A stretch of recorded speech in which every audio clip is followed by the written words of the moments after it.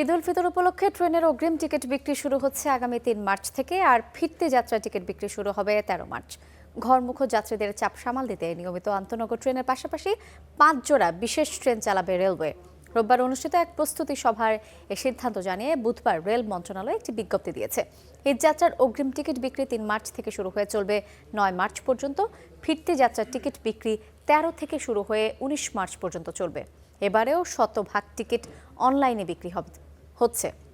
৩ March বিক্রি হবে ১৩ মার্চের টিকিট, এভাবে ধারাবাহিকভাবে ৯ মার্চে পাওয়া যাবে ১৯ মার্চের টিকিট। তবে ঈদের চাঁদ দেখার উপর নির্ভর করে ২০, ২১ ও ২২ মার্চের টিকিট বিক্রি করা হবে।